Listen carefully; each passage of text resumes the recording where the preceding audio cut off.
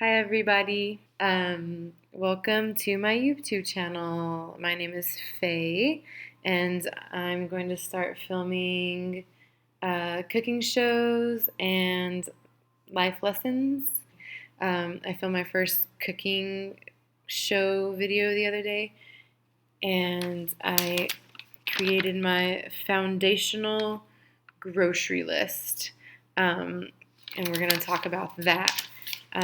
I wanted to start with this because it's from this list that I can make and hopefully teach you how to make like lots and lots of recipes, and hopefully these recipes will benefit you. These are the easiest, most inexpensive, and healthiest and hopefully yummiest meals that I can come up with, that I want to share with you. I'm not a nutritionist and I am not a chef, absolutely not. Like, my cutting skills are probably like brutal, but I want to share the knowledge that I have gained through life experiences with you, and this is like how I survive as a working mama and how I survive as somebody paying off some student loans, if you know what I mean, and just like how I'm able to do life. So I mapped out this grocery list in the way that I shop within a grocery store, and so I hope that that can provide some direction for you. And we'll move on to my other video, and welcome, and I'm glad that you're joining me on this journey. I hope you can learn some things, and here we go.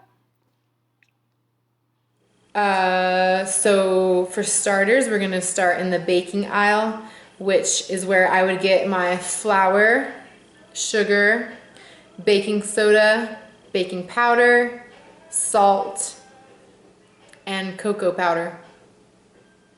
That's an essential, according to my sister. Shout out.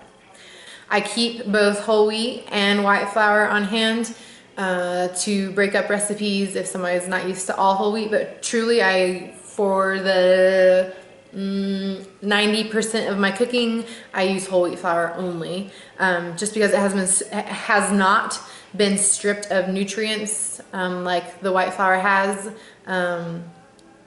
losing all of its folic acid and all the good stuff. So I highly recommend whole wheat flour. I'm moving on to spices, typically kind of in the same area as baking goods. So for spices, again, this is going to be pretty specific to your location and culture as to what spices you want to use, but I'm going to give you mine, and you can start there with some foundational spices and then experiment with your own taste, unique taste, and cuisines. So spices, I like garlic powder. Again, this is cheap. So this is the most economical way to cook. So garlic powder rather than fresh. I keep garlic powder on hand, not garlic salt, garlic powder, so it's the pure garlic. Then I have my own salt, my own pepper, basil, oregano, chili flakes of some sort. That's a New Mexico thing. I hope you can find that. Usually you can get chili piquin. It's kind of like what's served at a pizza parlor. You should be able to get that to spice up your recipes. Cinnamon, highly important. Ginger, cayenne for health. And again, this is foundational. I want to add other spices to your repertoire at some point, but for now, this is where we're at. And then chicken bouillon and beef bouillon. Lots of people use a beef broth or a chicken broth in recipes, which is yummy and I highly recommend. But this is the most economical way to get some flavor in what you're creating. So this is the cheap way to go. Next, you're gonna have your oils. I recommend peanut oil and olive oil for your very basic oils. Olive oil for sauteing like fresh veggies, frozen veggies. Peanut oil for the higher temperature cooking. And even in a lot of my baking, I've started to just use oil because of ease and because I'm a very busy mom. Possibly within the same neck of the woods in your store, you have noodles, rice, and pinto beans. I would always recommend getting whole wheat noodles, brown rice, similar to the whole wheat flour that you bought in the baking aisle. Your whole wheat noodles and brown rice have not been stripped of their nutrients, giving your body the fuel it needs to work harder and smarter for you. Moving on to the dairy aisle, I would like to include butter. If you can't afford the organic butter, do not use margarine. Do not use shortening. Those are full of hydrogenated oils, which clog your arteries like that. I don't know why we have hidden that from the general public for so long. Hashtag heart disease. Anyway, so butter, and I get full fat everything. The more fat, the better in my opinion. Whole milk. Cheese. I could name you all the cheeses and I would happily buy them all, but for my survival foundational list, my cheeses are mozzarella and cheddar.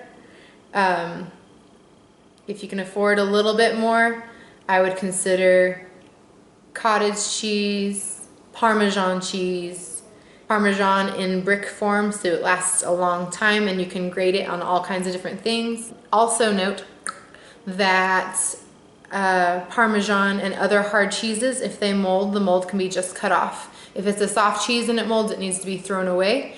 If it's a hard cheese, it can be cut off and continued to be used, which is a bonus for us survivalists. Okay, and finally another thing that's found in the dairy aisle, which I use daily, like lots, are eggs. Eggs are so good for you, full of protein, easy, quick dinners, breakfasts, lunch, everything in between. We eat probably a dozen eggs every other day. Probably. Okay, so that's my dairy aisle. Moving on to frozen. Spinach, peas, broccoli, and some mixed veggies, probably the carrot, corn, pea, green bean-ish mix that like gave you nightmares in your school cafeteria. You can actually do good things with those. I also like to pick up some frozen fruit. This is not necessarily for your dinner foundational meals, but for health, desserts, and breakfast. A frozen fruit, highly recommended for health reasons. Also, I keep apple juice concentrate and orange juice concentrate on hand to fill out recipes for flavor and to give you fresh juice for a cheaper value, and it tastes better than lots of the bottled juice. Okay, moving on to the meat aisle. This is definitely my weakness. I could easily be a vegetarian, so I typically buy chicken breasts in bulk. Also recently I've adapted to cooking a whole chicken, much cheaper per pound, and it's not as intimidating as I originally thought. I can do a recipe, I can do lots of recipes from a whole chicken. I like to buy pork butts or pork loins when they're on sale. The bigger the butt, the better. Am I right? Just kidding.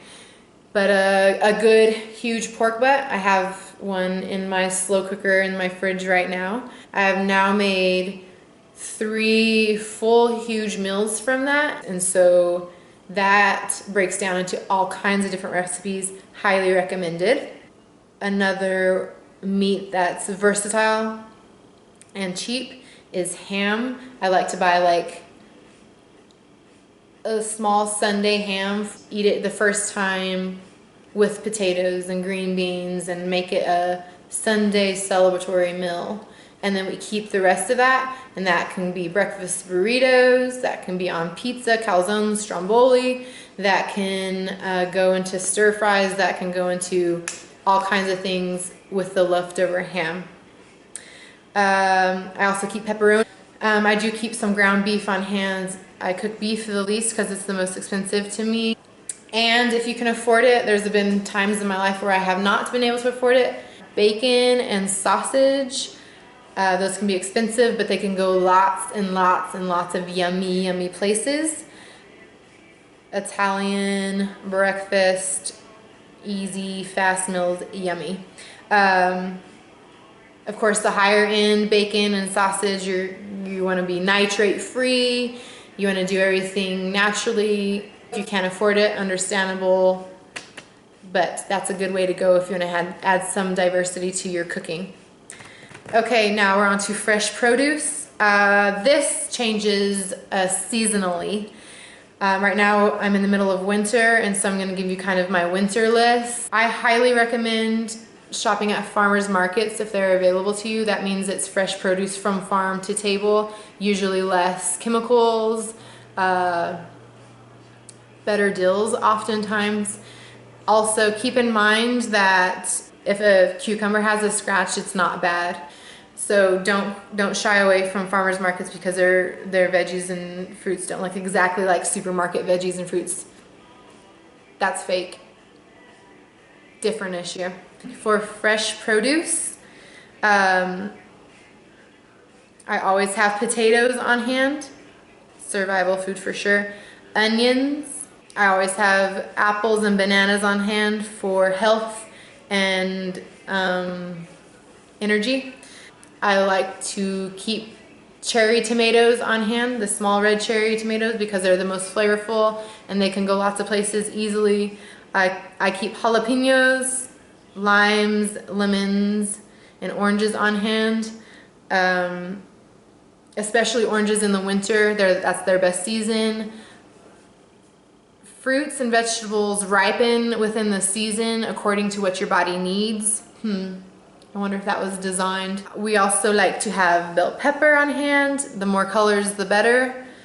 Celery and carrots. I also like to keep cabbage on hand. It stores well and it also provides us some fresh crunch. Okay, and finally, let's round out our grocery list with some canned items. I keep canned green beans, tomato sauce, and paste. I buy the store brand. If there's an organic option, I try to buy that. But tomato sauce with no additional sugar. Please avoid sugar in your tomato sauce, for the love of God. Yuck. And paste. I also keep cream of chicken and cream of mushroom on hand to fill out some recipes and give some flavors. If you can't afford that, there's other ways to do it. We will use your chicken bouillon and beef bouillon to round out flavors when you can't afford cream of chicken and cream of mushroom or cream of whatever else there is. Okay. So this is definitely a starter list. I haven't broken down costs at all because it just varies depending on where you live. And I'm gonna put this list in a link below. Who am I? Anyway, if you so desire to shop and eat as I do. Okay. I hope that makes sense, and I hope that you can learn from me. Okay, thanks for watching. I hope you learned some things, and be looking for recipe videos coming soon. And I'm gonna show you all I know, and thank you for joining me on this journey. Bless up.